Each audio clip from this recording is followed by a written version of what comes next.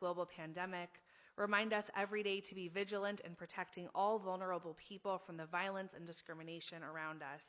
Teach us again and again that your divine peace above depends on our human peace here below. Whether we are home or abroad, surrounded by many people suffering from this illness or only a few, Tzor Chayinu, rock of our lives, Magen Yishenu, shield of our salvation, stay with us as we endure and mourn, persist and prepare. In our place of anxiety, give us your peace.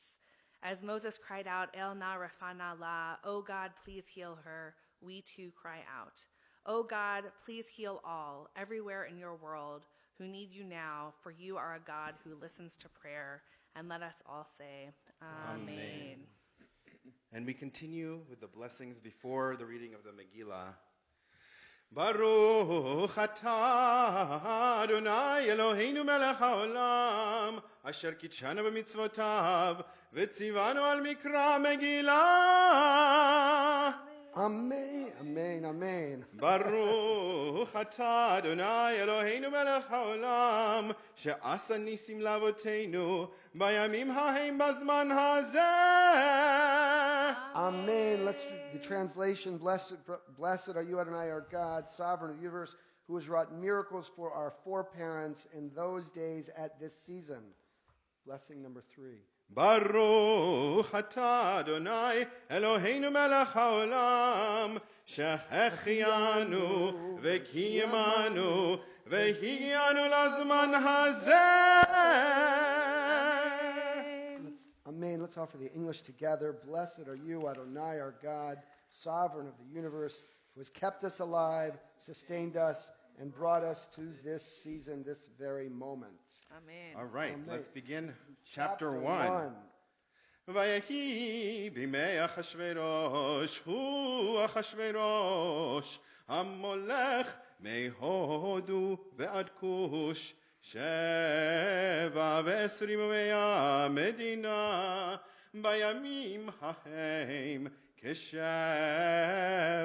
כשבט המלך אחשוורוש, על כיסא מלכותו אשר בשושן הבירה, בשנת 3 למלכו, עשה משתה לכל שריו ועדיו חיל, פרס ומדי הפרים, ושרי המדינות לפניו. In the days of Ahasuerus, who reigned over 127 provinces from India to Ethiopia, in the 3rd year of his reign, he made a banquet for the nobles and princes of the provinces, the power of Persia and Media. At the same time, Vashti the queen made a banquet for the women.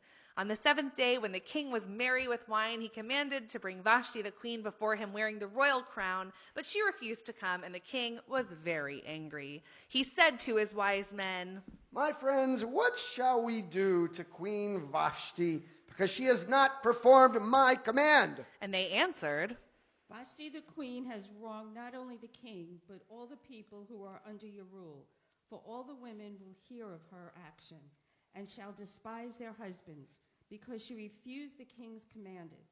Therefore let a royal command be written, that Vashti shall never again enter the presence of King Ahasuerus. And let the king choose a queen more deserving than she is. Then all the wives shall respect their husbands, whoever they be. The advice pleased the king, so they sent letters to every province according to its writing, and to every people in their own language, so that every man should rule in his own house. Chapter 2. Sometime later, when the king's anger had subsided, he found he was missing Vashti. So the king's servants said, Let beautiful young virgins be sought for the king, and let the girl which pleases the king be queen in place of Vashti. Excellent. The king liked the idea and agreed. Now in the capital, Shushan, lived a Jew by the name of Mordecai, whose family had come there as exiles from Jerusalem, and he brought up Esther, for she was an orphan.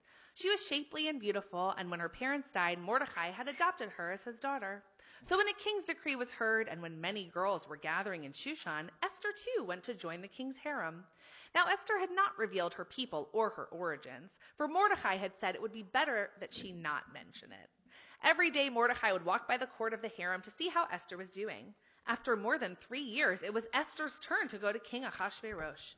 He realized that Esther was different from all the other women, and she found grace and favor in his sight. So he set the royal crown upon her head and made her queen instead of Vashti. About this time, Mordecai overheard 2 of the king's eunuchs, Bigtan and Teresh, plotting to kill King Ahasuerus. He told Esther, and Esther informed the king. When the matter was investigated, it was found to be true, and they were both hanged, and it was recorded in the king's records. Before we begin chapter 3, ask all of us to turn to page 11 of our Megillah, as there's this wonderful, long-standing tradition that 4 of the verses of the whole book of Esther be read together, and for all of us to read at the bottom the bolded verse. This is the first of the 4 verses. Together in the English, verse 5. There was a Jewish man in Shushan, the capital, whose name was Mordecai, son of Yair, son of Shimei, son of Kish, a Benjaminite. Benjaminite, exactly. Okay, chapter 3. Sometime later, King Ahasuerus promoted Haman, and put him in charge of the court. All the king's servants knelt and bowed low to Haman. Boo! Please boo with us. But Mordecai, would not kneel or bow, for he had told them that he was a Jew and would bow only to God. When Haman saw this, he was filled with anger. But he decided not to lay hands on Mordecai alone, having heard who his people were. Instead, Haman plotted to destroy all the Jews throughout the entire empire. Haman said, This promotion means nothing to me, so long as I see that Mordecai the Jew sitting at the palace gate. And Zeresh, his wife, and all his friends said to him, Have a gallows made, 50 cubits high, and tomorrow speak to the king that Mordecai may be hanged on it. The idea pleased Haman, and he had the gallows made. Haman cast Purim, that is, dice or lots, to select the 13th day of the 12th month, that is, that's why it's called Purim. the month of Adar. Nice. We're all learning. Then he said to King Ahasuerus, There is a certain people scattered abroad and dispersed among the people in all of the provinces of your kingdom, and their laws are different from those of every other people. They do not keep the king's laws. Therefore, it is not in your majesty's interest to tolerate them. If it please the king, let it be decreed that they may be destroyed, and I will also contribute 10,000 talents of silver to the king's treasury. So the king took his signet ring from his hand and gave it to Haman, the enemy of the Jews. And the king said to him, Haman, I give these people to you to deal with as you think fit, Haman. So the decree was issued in the king's name and signed with the king's signet ring to destroy, massacre, and exterminate all Jews, young and old, children and women, on that day. And now a few verses from the beginning of chapter 4. Umordechai yada et kol asher nasa vayikra Mordechai et begadav vayilbash sak vayefer vayetze betoch ha'ir vayizak zaka gedola umara vayavo al lifnei shar melech ki ein lavo el shar melech bilvush sak ובכל מדינה ומדינה מקום שדבר המלך ודתו מגיע אבל גדול ליהודים וצום ובכי ומספד שק ואפר יוצא לרבים ותבואנה נערות אסתר ושריסיה, those are eunuchs, ויגידו לה ותדחך המלכה מאוד, ותשלח בגדים להלביש את מרדכי,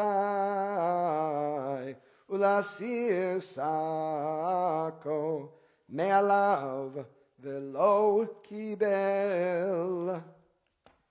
Narrator. Sorry. Sorry. When Mordecai discovered what had happened, he cried out with a loud and bitter cry. And in every province, wherever the king's decree came, there was great mourning among the Jews, and fasting and wailing. Mordecai told Esther what had happened and asked her to go to the king to plead with him for her people. But Esther replied, Everyone knows that whoever comes before the king without being called is to be put to death, unless the king should hold out the golden scepter or pink, and that they may live. And I have not been called to come to the king for a month. Do not think that you, of all Jews, will escape with your life because you are in the king's palace. On the contrary, if you remain silent at this time, relief will come to the Jews from another quarter. Wow. But you and your ancestors' house shall be destroyed. But who knows? Perhaps you have attained your royal position for just such a crisis as this. Then go, assemble all the Jews of Shushan, and fast for me for 3 days, night or day. I also and my maidens will fast likewise. Then I will go to the king, though it is against the law. And if I perish, I perish. So Mordecai went his way and did as Esther had said. Chapter 5. On the third day, Esther put on her royal robes and stood in the inner court of the king's palace. And the king sat upon his royal throne in the royal palace. And when he saw Esther standing in the court, he was pleased and held out the golden scepter that was in his hand. So Esther drew near, and the king said to her, Oh, what do you wish, Queen Esther? What is your request? It shall be given to you, even half of the kingdom. Sir, if it seem good to the king, let the king and Haman Boo! come to a banquet that I am preparing for you. Then the king said, Make Haman hurry, Boo! that he may do as you have said. Chapter 6. That night the king could not sleep, and he ordered that the book of records be brought, and they were read before the king. And they read about Mordecai denouncing Bigtan and Teresh, the villains who had plotted to kill the king. What honor and dignity has been done to Mordecai for this? Let me check. Nothing was done for him, sir. What, nothing? Who's in the court at present? Now Haman had just entered the outer court of the king's palace. So the king's servants said to him, Behold, Haman is standing in the court. Haman? Boo! Come on. Haman, let him come in. So Haman Boo! came in, and the king said to him, What shall be done to the man whom the king wishes to honor? Whom would the king wish to honor more than me? Sir, for the man whom the king wishes to honor, let the king's royal clothing be brought, and a horse that the king rides upon, with a royal crown set upon its head. And let this clothing and the horse be delivered at the hand of one of the king's most noble princes, that they may dress the man whom the king wishes to honor, and lead him on horseback through the streets of the city, proclaiming before him, Thus shall be done to the man whom the king wishes to honor. Excellent. Hurry, and take the clothing and the horse, as you have said, and do so to Mordecai the Jew. Omit no detail of what you have said. Flummoxed and gasping so flummoxed. is the man he... Wow. So he had to take the clothing and the horse and dress Mordecai and lead him on horseback through the streets of the city and proclaim before him, Thus shall it be done to the man whom the king delights to honor. He brought Mordecai back to the palace gate and then hurried home, his head covered in mourning. And he told Zeresh, his wife, and all his friends everything that had befallen him. But they said to him, If Mordecai, before whom you have stumbled, is a Jew, you will not prevail against him. You will surely fall before him. Whilst they were still consoling him, the king's eunuchs came and hurried to bring him to the banquet that Esther had prepared. Chapter 7. So the king and Haman Boo! came to feast with Esther the queen, and the king asked Esther once more, Dear Esther, what is your petition, my queen? Whatever it is, it shall be granted, even up to half of the kingdom. If I have found favor in your sight, oh my. If I have found favor in your sight, O king, and if it please the king, let my life be given me as my petition, and my people as my request. For we have been sold, me and my people, to be destroyed, to be slain, to be wiped out. What? Who is he? Where is he? That man who presumes in his heart to do such a thing. The adversary is enemy number one. This wicked Haman. Boo! Then Haman cringed in terror before the king and queen. And one of the eunuchs said to the king, Behold, there is a gallows